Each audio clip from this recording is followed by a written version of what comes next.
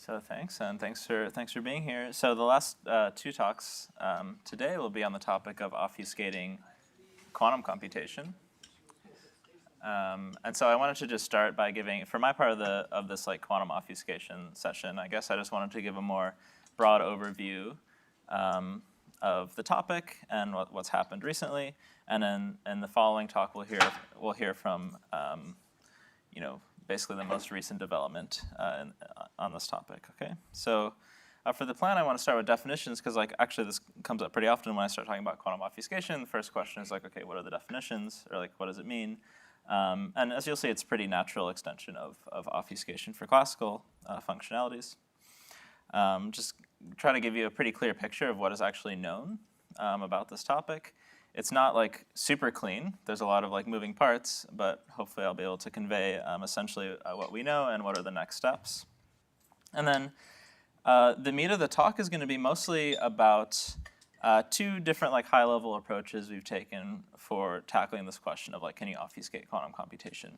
And I will say that there's another aspect of applications and things like that I won't really cover as much. I want to focus on just the at least what I find the intrinsically interesting question of, can we actually obfuscate quantum computation? Okay. So yeah, let's just start with the definitions, right? What do I mean by obfuscation, in particular quantum obfuscation? Again, none of this should actually be that surprising. So whenever I have an obfuscation scheme, it's going to be defined for a particular class of programs, right? Probably most often we think of P as being the set of polynomial-sized classical circuits. Okay, but we also consider things like point functions or Turing machines, or in this talk we'll consider things like the class of polynomial-sized quantum circuits, or other subclasses of quantum computation, right? My obfuscation scheme is going to consist of an obfuscator algorithm that takes as input a P, produces a P tilde, and an evaluation algorithm that takes this obfuscated program P tilde and an input X and produces an output Y. And once we move to the quantum setting, if P is a quantum program, sometimes X might be even a quantum state, sometimes it might be just a classical string, and same with Y. Okay. As for security, what do we mean by security of quantum obfuscation? It's basically just the same. We consider two different flavors of security that we know from the classical setting, right? So we have an indistinguishability-based notion of security called I/O, right? So which demands that for any two programs in my class, P0, P1, with identical functionality, their obfuscations should be computationally indistinguishable, right?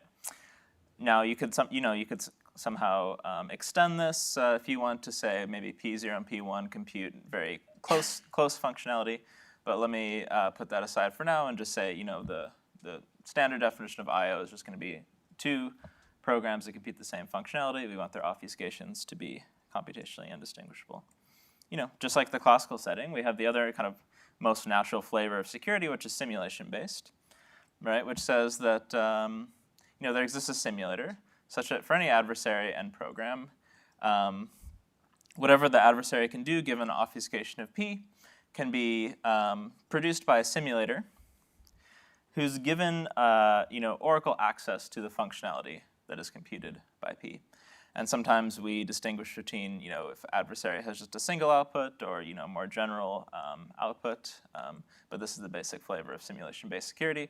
It works just as well in the quantum setting, where P might be computing some quantum functionality, right? So so far there shouldn't be many surprises here. For these security definitions, of course, we will move to kind of post-quantum security, right? So instead of a PPT simulator for any PPT adversary, we might want a QPT simulator for any QPT adversary, but this is somewhat expected. Before moving on, maybe I'll mention a couple other quantum-specific considerations that are not, as obvious as the ones that I've already mentioned. But something that ends up being somewhat interesting to consider is the input and output type of the obfuscator algorithm itself. I think most naturally we think of, even in the quantum setting, most naturally you might think of the obfuscator taking as input, a classical string, right? Like P would just be some classical description of a quantum circuit. Like, look, these are the gates, this is how you apply them, and so on. And produces, again, like a classical description of a quantum circuit, P tilde. But it's sometimes also interesting to consider programs that themselves have a quantum description, right? Like, to write down the program, I might need both a circuit and a quantum state. And then it might also be interesting to consider obfuscators that output, programs with quantum descriptions. Okay, so this is one consideration that sometimes comes up that I'll return to in a little bit. And then something that also comes up specifically in the quantum setting is this distinction between one-time and many-time correctness. So, in the classical setting, when our obfuscated program is just a classical string, if I can show that I can evaluate the program kind of correctly on any input, then that automatically implies I could, keep evaluating it on any input of my choice as many times as I want. This doesn't necessarily always hold in the quantum setting when P tilde is a quantum state, okay? Because that kind of, there might be some issues with unclonability. But let me also just put this aside and say my default notion of like correctness for obfuscation is going to be many-time correctness, just like it is in the classical setting, okay?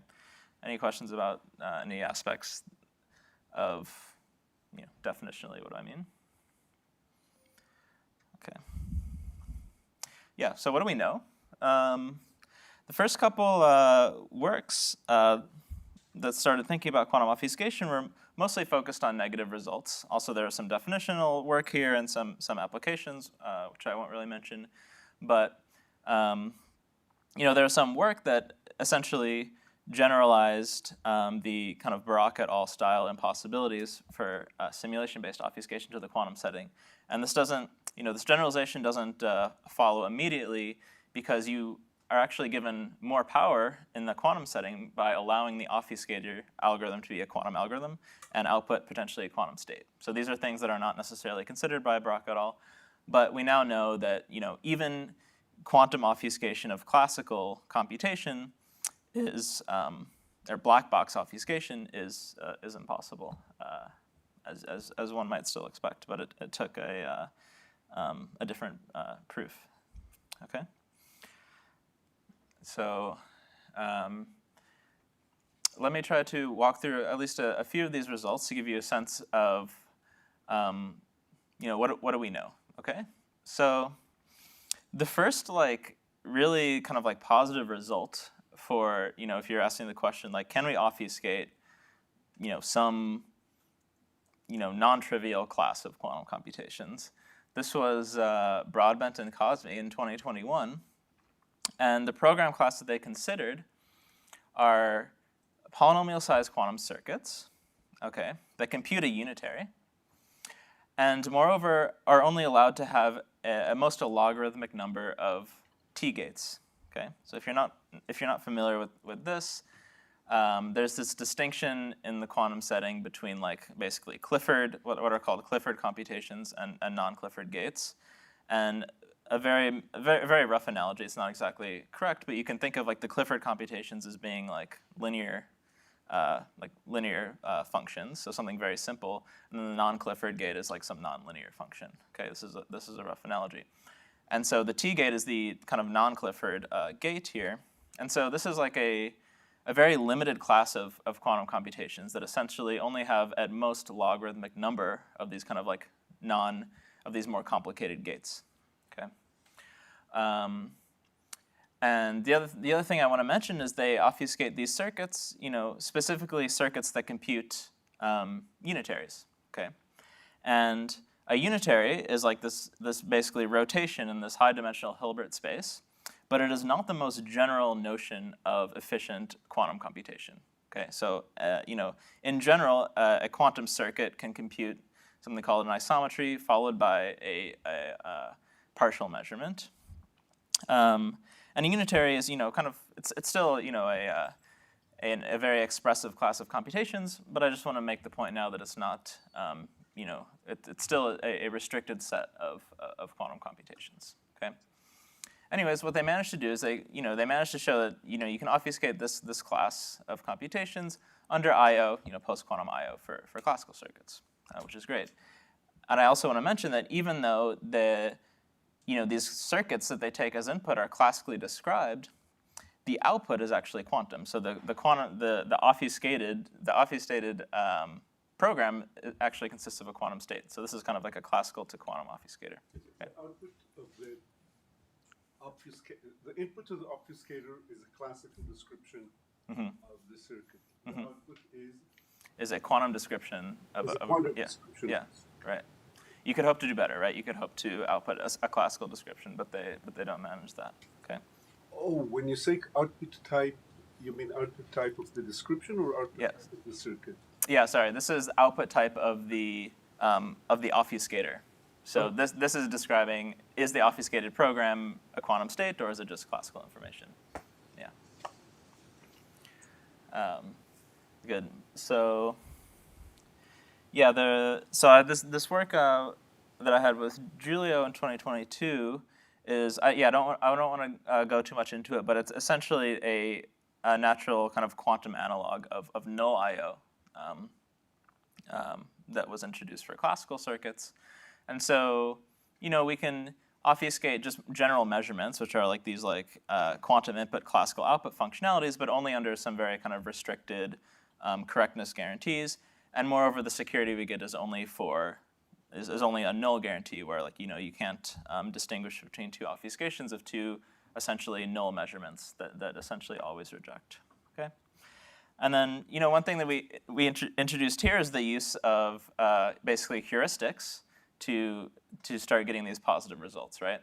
So instead of basing security on like a specific assumption like post-quantum I/O, we're only able to establish this in the classical oracle model, okay? Which, as you can see, is actually common to all of these results that follow. And a classical oracle model is also called like the ideal obfuscation model. Essentially, we allow the obfuscated program to include oracle access to a classical functionality. Okay, and so this is essentially an ideal obfuscation model. And if you want to get a result in the plane model, you can only do so heuristically and say like, well, we can instantiate the oracle using any one of these post-quantum classical I/O candidates, that we heard a lot about, for example, yesterday. So, yeah, does any questions about what I mean by this classical oracle model? By the way, sometimes. Okay, so good. All right. So yeah. The obfuscated program doesn't have access to the oracle. Right? The oracle is just the obfuscator has access to this oracle, right? Or does the obfuscated program? Or the plaintext program definitely not. So here I'm saying that the obfuscator can basically prepare this oracle for the evaluator. So I see. At least that's how. I guess you could also probably, if you wanted to, just have like this universal oracle in the sky, But it's a little bit cleaner to just say the obfuscator outputs this oracle and the evaluator has access to it. Mm-hmm. But the plaintext program doesn't have access to it, I guess. Oh yeah, that's what you're asking. No. Yeah, the plaintext program is is not an oracle program. Yeah, that's right.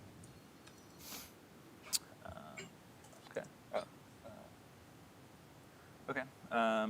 But the security holds against adversaries will also have access to that oracle, or is only a syntactical thing for the... Yeah, security holds against adversaries that have access to the oracle. Exactly, yeah. That's right.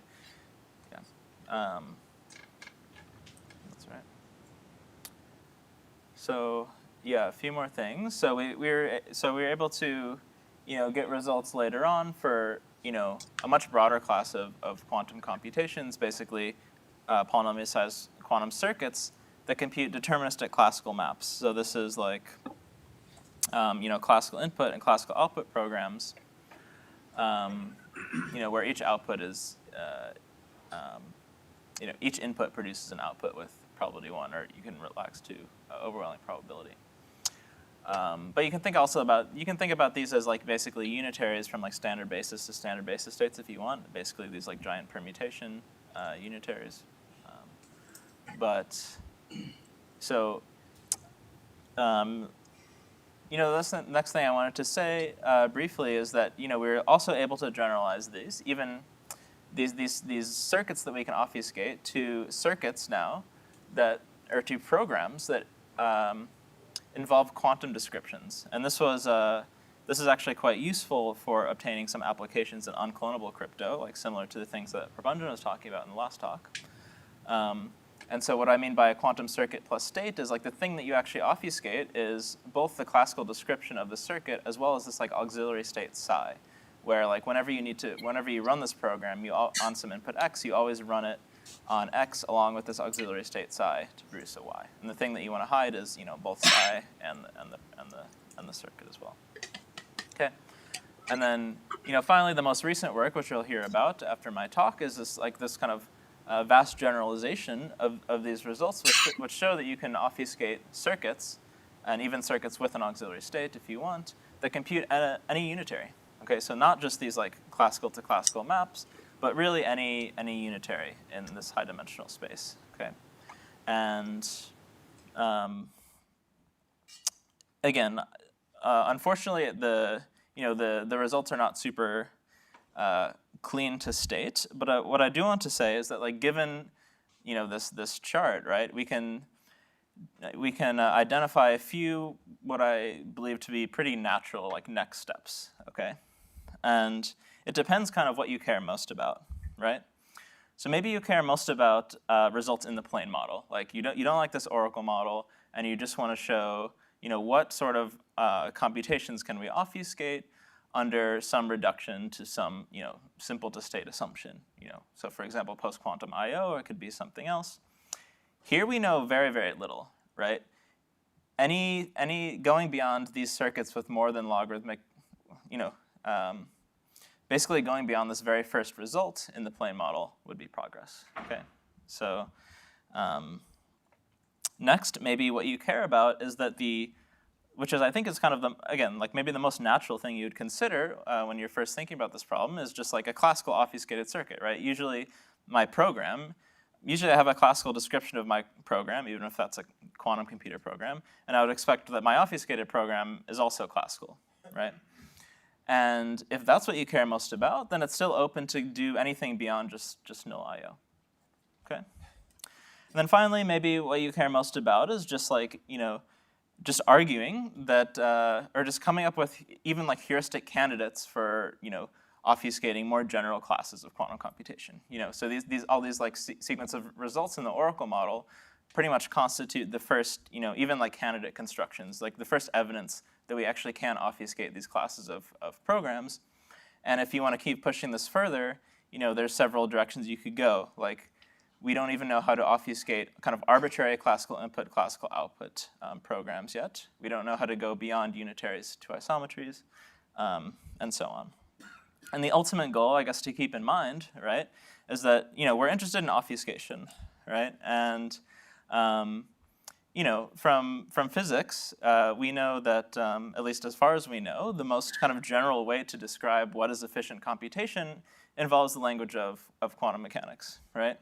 And so, if we're interested in understanding whether obfuscation is feasible for, general efficient computation, this necessarily includes, the quantum model of computation, right? So, ultimate goal would be to show that, I/O is achievable for just general polynomial size quantum computation, okay? And we are, I don't know how far we haven't achieved it yet, but this is kind of like the ultimate goal to keep in mind. Okay. Any questions about what is known? Okay. This may be a very basic question, but isn't that every computation is reversible even when you talk about deterministic computations? Like how do I understand that as comparing to the classical circuits? Good. So yeah, you're saying, every quantum computation is reversible. So, not if you include measurements, right? Oh. Okay. So, yeah. So when you said quantum fascination of deterministic functions, it's literally that circuits, like the classical model of computation. The only measurement, I think, there's a way to write, on circuits that are, even though they're reversible, either way you compute them with the same function. Just the Yeah. transformation, right? Yeah, you could always take any quantum circuit and like add gates to make it reversible, Right, but that changes the functionality, when you right? talk about security, that's a different security. So is that allowed? It's good. You can take a quantum circuit, write it in a way that if you have black box access to the new circuit, either forward or backwards, the only thing you get is forward direction of the original circuit. It's a simple transformation. Never mind. So,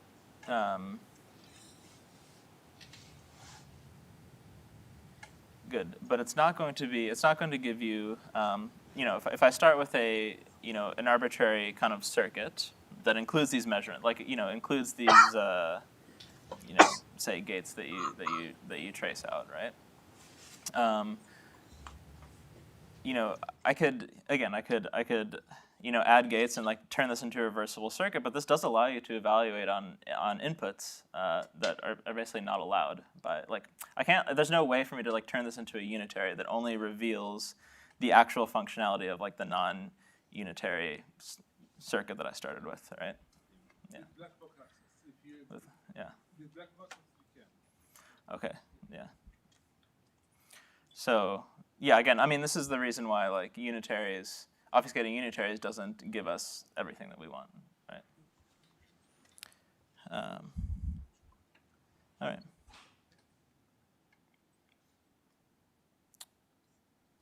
Cool. Yeah. So I guess I want to move on to just like discussing at least this first approach, which should be like pretty familiar, especially to us here at the obfuscation workshop. So.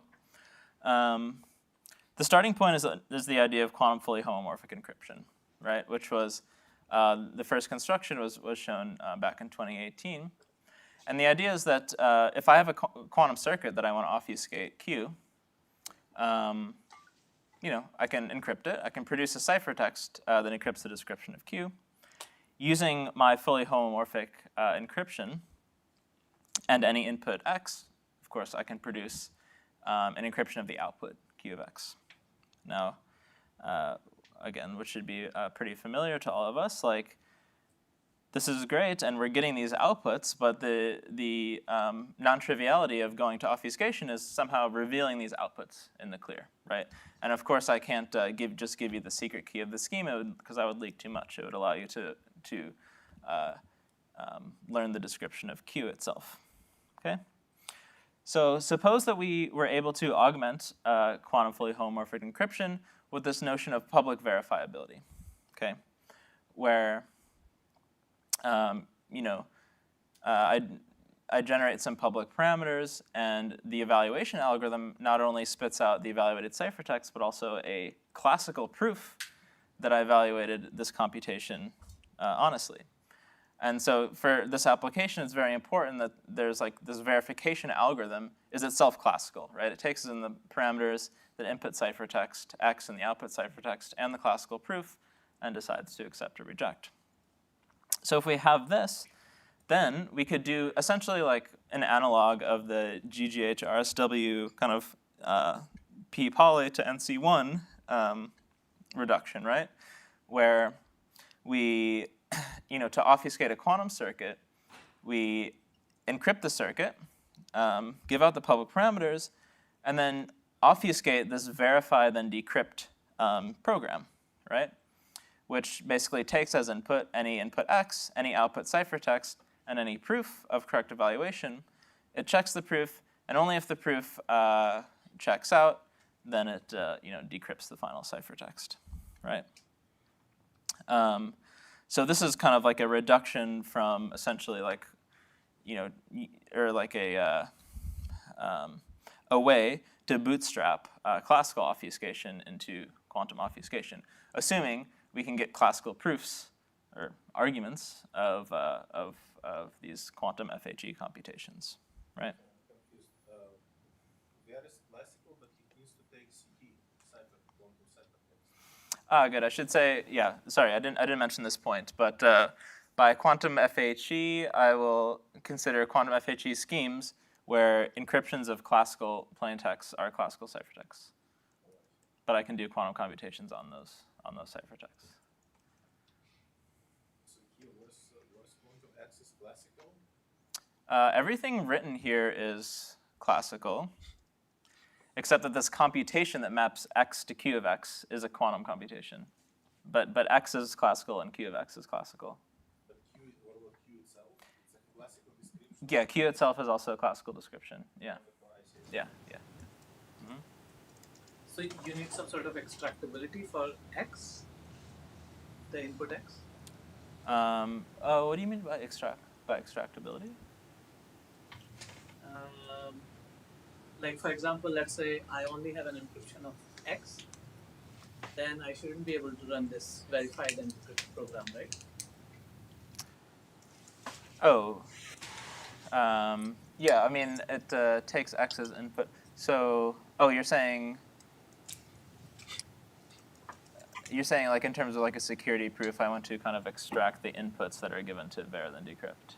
Yeah, is that the requirement? Okay, yeah, right. I mean, so right now I'm going to be using the classical Oracle model, so this is not a problem. Oh yeah. I mean, if we were able to obtain, for example, if we could get this public verifiability property, let's say just from I/O, then I'm sure we could play some I/O tricks to turn this into it, right? But for now, let's just have oracles. Okay. Yeah. All right. So how do we build this? These arguments, these classical arguments for quantum computation. So what we build on is this particular paradigm for classical verification of quantum computation that was pioneered actually in the original work that showed how to do classical verification of quantum computation, and I'm going to call it this like commit and open paradigm, which again should be like pretty familiar to us who have worked on cryptographic argument systems and so on. It's just like a quantum version of a pretty familiar template. So to verify a quantum computation, what we imagine doing is the prover commits to essentially the transcript of the computation. Okay. In the quantum setting, the transcript is something called the history state of the quantum computation. So the transcript, the kind of the right notion of a transcript in the quantum setting is a quantum state itself. Okay, but the prover first commits to this state using a specialized commitment scheme that is able to basically handle commitments to quantum states. And it's something that I'll call like an X-measurable commitment, which was first discussed in this work of BCMVV, kind of predating Mahadev's work. So you have this nice specialized commitment that you use to commit to your transcript state. The verifier responds with some random challenges. In the quantum setting, these are called Hamiltonian terms, which are analog of basically CSPs. And Z and X here refer to, like, Z is a standard basis measurement and X is a Hadamard basis measurement. So kind of from quantum complexity theory, we know that we can verify arbitrary quantum computations only using two different types of measurements, like standard and Hadamard basis measurements. Okay, and naturally the prover will then open their committed state to the corresponding measurement results. So this opening algorithm that this commitment scheme needs to support must support opening your committed state in both the standard and the Hadamard basis, which is exactly why I'm calling it this X-measurable commitment. Okay. So this is the template. It works great for your, for certain types of quantum computations. In our setting, we need to apply this to a particular case, which is verifying, these QFHE evaluations, right? And one wrinkle here is that even if the map between Q and Q of X is a deterministic map, right? The map between the ciphertext encrypting Q and the ciphertext encrypting Q of X is not deterministic. So this is some randomized map where the randomness is coming like inherently from quantum measurement. So it's not something that we can kind of like program random coins or do anything like this. Like this is like truly a randomized measurement, a randomized quantum computation. And the original work of Mahadev and like a lot of follow-up works that use this commit and open paradigm do not handle randomized measurements. They're specifically designed for deterministic quantum computations. Okay. We want to do it non-interactively. This is, given the structure of Mahadev's protocol, this is fairly easy with Fiat Shamir. And then the other kind of like biggest wrinkle is like this idea of public verifiability.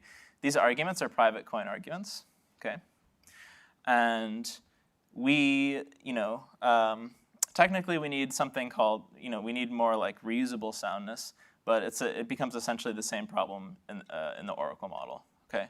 But what we need is that the soundness of these proof systems still holds, even if the prover is able to, query the verifiable multiple times and potentially try to learn things about their, random coins. So, yeah. Where random oracles in some of the assumptions come in? Oh, where did? Yeah, so yeah, I mean, we're going to use oracles probably in several places, but one of them is going to be, in doing Fiat Shamir. Okay. So, there's several moving parts here. I just want to highlight one thing that I'm going to talk about now, which is like, in order to get this public verifiability property, the main step that we had to take is basically strengthen these X-measurable commitments, which are not, publicly verifiable, to, obtain this property that I'll call like publicly decodable. So these commitments need to remain kind of binding, even if the committer is essentially given Oracle access to the receiver. Okay, and so this is what I want to talk about now. First of all, what is an X-measurable commitment? It's essentially a classical commitment to a quantum state that is binding to standard basis measurements of the state. So far, this is just something that can be achieved by essentially running a perfectly hiding classical commitment in superposition, very roughly. And the notion of classical binding more or less translates to this idea of just like binding to standard basis measurements of the state. The non-trivial property that we need to add to these commitments is a functionality property. It's the fact that if I commit to a quantum state using this commitment scheme, then I have to preserve my ability to open the state in the Hadamard basis. This is purely a functionality property, okay? So to illustrate, what do these kind of commitment schemes look like syntactically? The receiver, generates some public parameters and some secret parameters. The committer has a state. Let's consider it's just a qubit that they want to commit to. They send over a classical commitment string and keep over a kind of a quantum committed state. Okay, now the receiver can either ask the committer to open that state in the standard basis or the Hadamard basis. So if they request an opening in the standard basis, we get some string that's returned to the receiver, who can then use their secret parameters to recover, some bit, which should just be, come from the same distribution as if I had just directly measured the original state psi in the standard basis, right? And if they instead requested a Hadamard basis measurement, the same thing kind of holds, and you can decode basically the result of measuring the original state in the Hadamard basis. And again, I'll skip over this part pretty quickly. The binding property that we want is just binding in the standard basis, which is, all this is saying essentially is that the committer cannot map the committed state between valid openings of 0 and valid openings of 1 in the standard basis, okay? And this is, as I've written it, just a very kind of typical post-quantum binding notion, okay? So the thing that we needed to add to this commitment to hopefully obtain this public verification property is this idea of public decodability. So, recall here the receiver has secret parameters, has some secret random coins, which seems, as far as we know, like really inherent to these kind of, to the approaches that we know for doing like classical commitments to quantum states. Every approach we know so far, requires this kind of secret random coins. So the question is, what's the state of this binding property? What happens to this binding property if we allow the committer kind of Oracle access to this receiver's decoding functionality, which might start leaking information about their secret parameters. Okay, so this is the question that we need to solve, basically. How do we design a commitment scheme that remains binding in the presence of these kind of Oracle queries? Okay. So, to understand what the kind of non-triviality here is, we can briefly go back to the template for this original quantum state commitment scheme from BCMVV. And there they use for now, I'll just think of this f as like a random 2-to-1 function. This has some cryptographic instantiations, but let's just think of this as a random 2-to-1 function where each image y has exactly 2 preimages, 0, x0, 1, x1. Now, to commit to a state, let's say a single qubit state, I essentially evaluate this function in superposition over that state, and I measure the output, and I obtain some image y, and my committed state becomes the superposition over the 2 preimages of y. So pictorially, what happens when you commit is you basically take a state. Technically a single qubit state lives on the surface of a sphere called the Bloch sphere, but let's forget about one dimension. So the state is just like on this circle here. And essentially committing embeds the state into this like larger space, which is good for us because the committer doesn't necessarily know what 0x0 and 1x1 is. So they kind of embed their state into a space that they don't understand. Okay. And as we'll see, it's convenient to basically describe this state as spanned by 2 different vectors, 0x0, 1x1, that are the coset of some one-dimensional subspace S. Okay. So this commitment scheme gives us the properties we want, or at least the correctness properties we want, which can be checked, which I won't really go through in much detail. But basically, if you measure this committed state in the standard basis, you'll either get 0x0 or 1x1, and the first bit kind of defines what the opened bit should be. And on the other hand, if you measure the state in the Hadamard basis, you can check using kind of properties of the quantum Fourier transform that if my state was the plus state, and if I measure it, then I'll get a vector in S-perp. Whereas if my state was the minus state and I measure it in the Hadamard basis, I'll get a vector in the shift of S-perp. Okay, and so this is how you argue basically correctness for Hadamard basis openings. The problem is that I want to maintain security. I want to maintain the fact that this commitment scheme is binding, even if I'm given Oracle access to the receiver's functionality that allows it to decode Hadamard basis measurements, right? And so the thing that it uses to decode a Hadamard basis measurement is basically just a membership check for S-perp, okay? S is just one dimension here.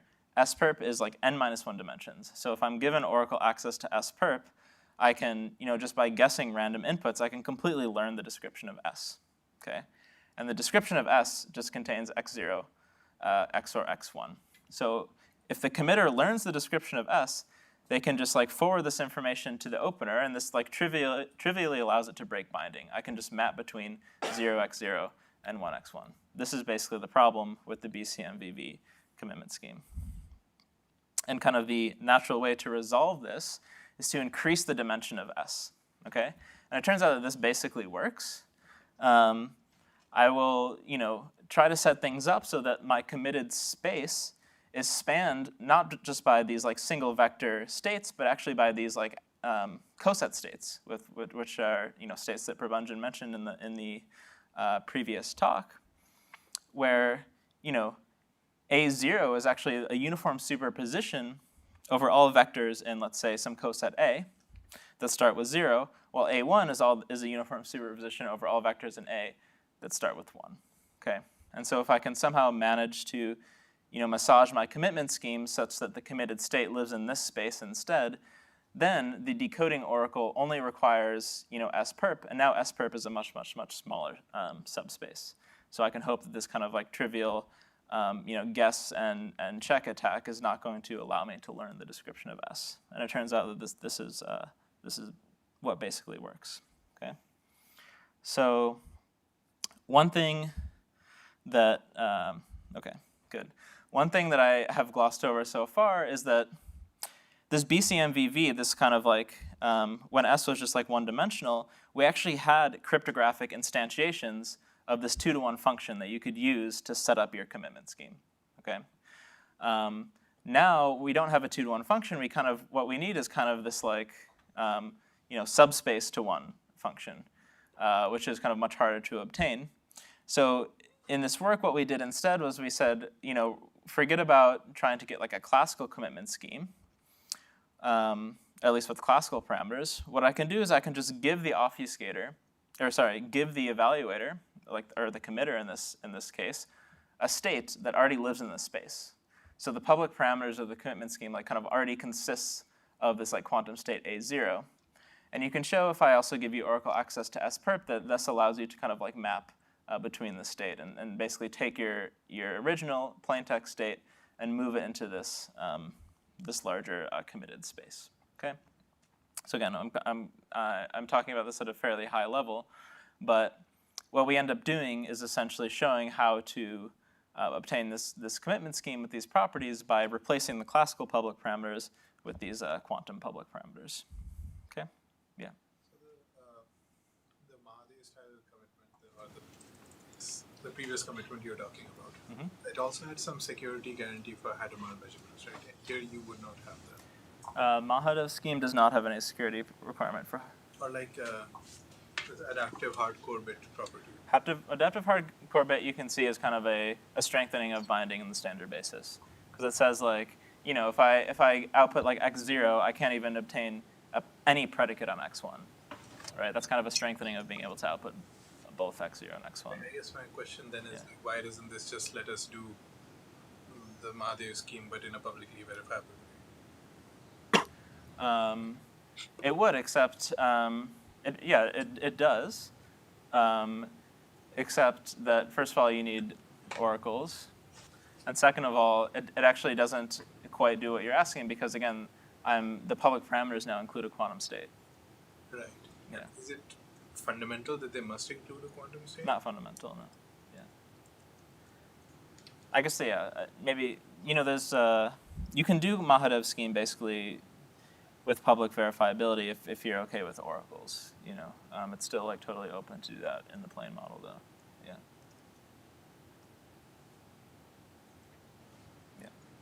Yeah.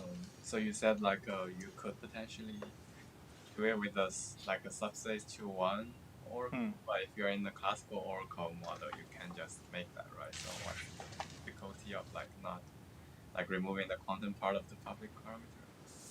Yeah. I mean, maybe what you're getting at is like one-shot signatures, like in the classical oracle model.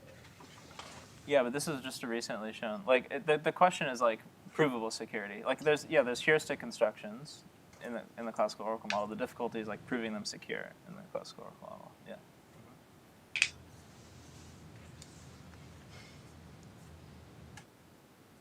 Okay. Good. Yeah, just to recap briefly what I said, the main technical challenge of this approach, which again, this is a pretty familiar approach from the classical setting, the main technical challenge here was obtaining a publicly verifiable classical certificate of QFHE evaluation, right? In the classical setting, this step was like actually pretty much trivial. Like in the classical setting of going from like obfuscation of P to obfuscation of NC1, it's actually pretty trivial to see that you can verify any FHE computation with just log depth. Here it's a much more difficult challenge to say, can I go from verifying a quantum FHE evaluation with just a classical proof, okay? So we build on this commit and open framework that has existed in prior works, and the main thing that we do is kind of strengthen this commitment to obtain a flavor of public verifiability. And what we end up with is, this like kind of FHE scheme, this verifiable FHE scheme with quantum parameters, quantum public parameters, and we compile it into this obfuscation scheme in the way I kind of mentioned earlier. And as we've already discussed, like one natural question that comes up is like the use of these kind of quantum parameters, and whether we can make these parameters classical and succinct. Okay. Good. So I think, yeah, this is, so I have a few more minutes, and this is, so I did want to basically introduce a second approach, which will be expanded on in the talk immediately following mine. But this is a little bit of a different approach based on quantum computation over authenticated data, okay? And the general philosophy here is to first compile the circuit that we want to obfuscate into an intermediate representation that only uses operations in some limited class. So we really kind of like limit the class of operations that we need to perform to compute the functionality. And then we design an authentication scheme, okay, that supports like G homomorphism, so that like I can perform computations in G on this authenticated information. And very importantly, we can actually verify that a particular quantum state is a valid authenticated state only using access to a classical oracle. So in general, like for quantum authentication schemes, right, you might need a kind of a general like quantum computation to verify that some state is a valid authenticated state. And here I want an authentication scheme that allows me to do this using a classical functionality, but maybe kind of querying that functionality in superposition. And thirdly, I need this, again, a flavor of public verifiability, where like even if I'm given access to this oracle, the basic security properties of the authentication scheme still hold. Okay, yeah. So these are two different approaches with the same goal. Mm-hmm. Can you? I mean, sorry, there was just so many different versions of things up there. Mm-hmm. Can you remind me just what is the main goal? Like, what are we trying to get? Are we trying to do obfuscation of general quantums? Oh yeah, okay. What is? It's a good question. I left the specific goal kind of like nebulous, right? So I guess what I mean is like, think of, yeah, so I just want to say, for now, just think of Q as any quantum circuit, okay? And this is like some both these approaches are like maybe the first approach is like more tailored towards like quantum circuits that take classical inputs and classical outputs, because I have like this like classical FHE ciphertext producing a classical output ciphertext, and I want to like prove that I did this correctly. So that's what if I can only think of one thing. If you think of one thing, think of the previous approach as being just like I want to obfuscate classical input, classical output, quantum circuits. Yeah. Is this going to improve on any of the things in the table so far, or it's going to realize them, or? So the I guess, did I say here? Yeah, like this approach is what we took in this work of BKNY, which was the first obfuscation scheme for these like classical input, classical output functionalities. Yeah. And so these two approaches are kind of trying to do the same thing, but it's different. Yeah, exactly. So the second approach you can think of as like we started out by essentially trying to do the same thing, and we see that this actually allows us to kind of go beyond classical input, classical output circuits as well. So that this approach will like generalize beyond just those particular classes of Q. Okay. And yeah, most like the talk after mine will be about that mostly. Okay. So, good. Yeah, the final step is right. We authenticate our description of Q, and we obfuscate this verification oracle again at a very high level. Like we're going to be basically what we want to implement is some sort of like homomorphic MAC, right, for like quantum computations, in a way that like this MAC at each step of the computation can be verified by a classical oracle. So like if the evaluator ever starts kind of trying to deviate from the honest computation, the oracle can kind of check this and refuse to continue allowing them to compute the functionality. Okay. So the intermediate representation we use, or that we kind of define in this work, this is this work of BBV24, is something that we call a linear plus measurement quantum program. And so, again, let's think of Q for now as it's like any arbitrary quantum circuit that takes as input a classical input X and produces a classical output Y. I can always write such circuits Q by introducing the use of something called a magic state. Okay, so these are just like basically these are actually fairly common in the quantum literature, which are essentially like helper states that allow you to take some like complex series of gates and like simplify the series of gates that you need to do the computation, okay, at a very high level. So our intermediate representation for Q will now include a quantum description, so these states. But now the gates that we need to perform on these states are very simple. It's just layers of what I'll call linear layers followed by measurement layers. And these linear layers consist of only sequences of C0 gates, which is like the quantum analog of an XOR gate.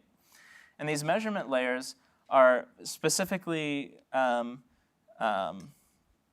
simple classes of measurements, which are basically either standard or Hadamard basis measurements, or a combination of the two in an appropriate sense. But the series of measurements is adaptive. So I kind of like input my input into the first measurement, which produces some intermediate value R1, which gets input into the second measurement, and so on. And eventually, I'll arrive at my output Y. So this is like basically a general way that we can write any quantum circuit, Q. Okay.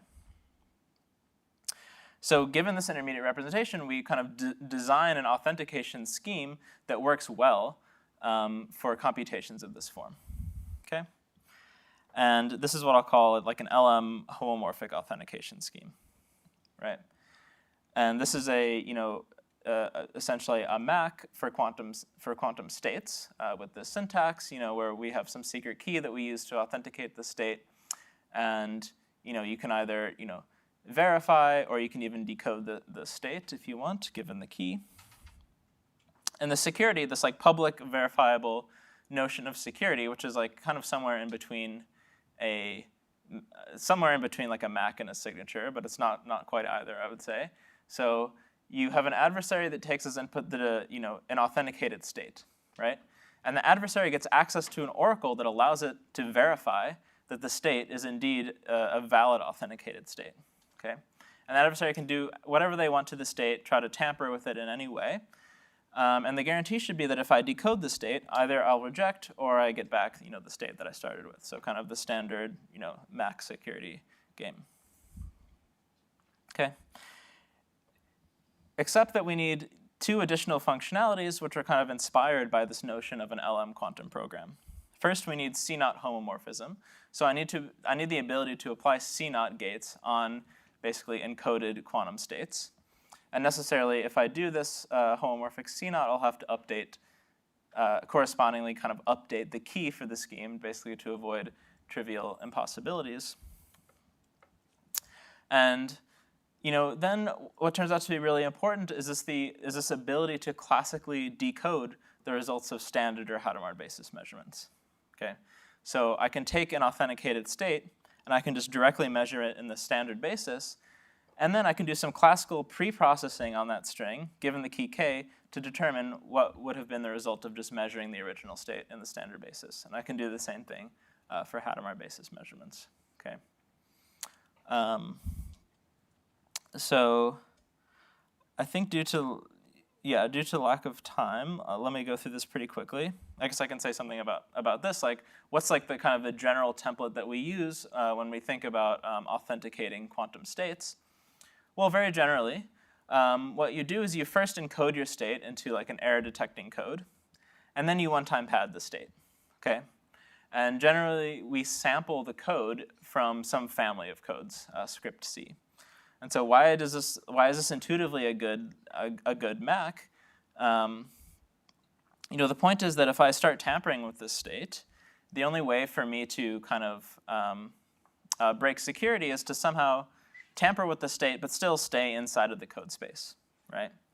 But since this code is sampled from a family, and I'm only given like an encrypted state, so I learn nothing about the code, you can kind of show that whatever you do to this state by setting parameters appropriately, whatever you do will kind of land outside of the code space and will be detected.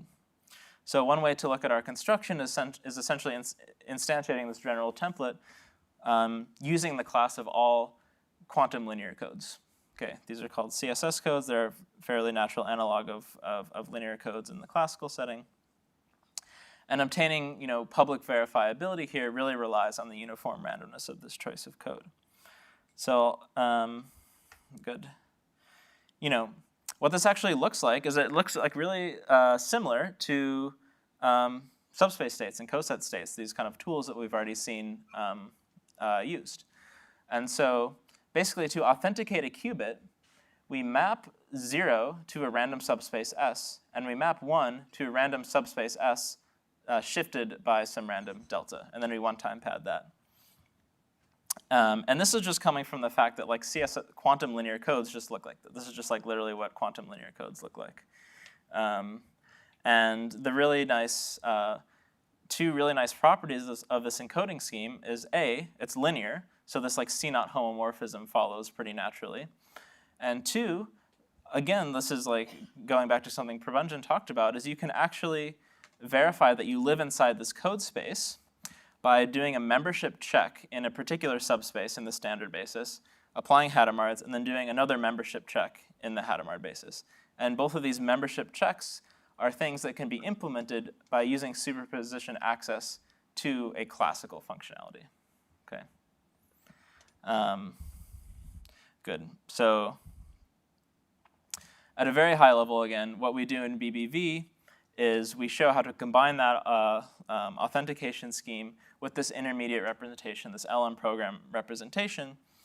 We authenticate these magic states, and then we use this kind of different classical oracles to help implement each of these intermediate ZX measurements. Okay, and there's like kind of several missing details here that I won't go into, but again, this is kind of fulfilling this like philosophy of basically homomorphic max and using classical oracles to help you drive your computation. Okay, so to briefly summarize, we've only very recently started to see the first positive results for obfuscating interesting classes of quantum computation, and these results have more or less followed a couple of different approaches.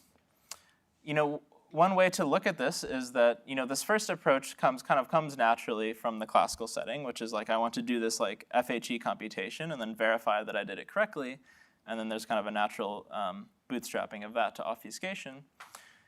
The second approach is kind of a more fine-grained, like I don't know if fine-grained is quite the right word, but to contrast it with the first approach. In the first approach, you basically like do the computation, and then you verify that you did it correctly at the end using some like classical certificate.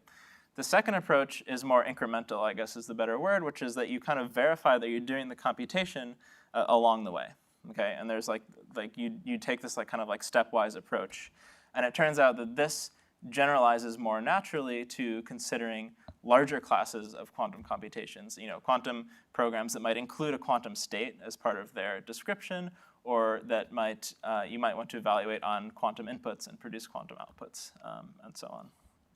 Okay. And then again, just to reiterate kind of the open directions I mentioned at the beginning of the talk, we definitely need more results in the plane model. Like a lot of this is open. We would like more results where the obfuscated program does not include a quantum state. And then the big question that's kind of driving this whole research agenda is just the desire to understand whether kind of arbitrary efficient computation, which includes quantum computation, whether we have kind of plausible methods for obfuscating this computation, right? And so that's what I wanted to say, so thanks.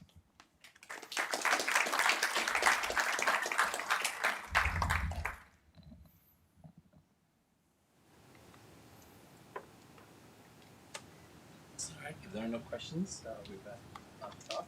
All right.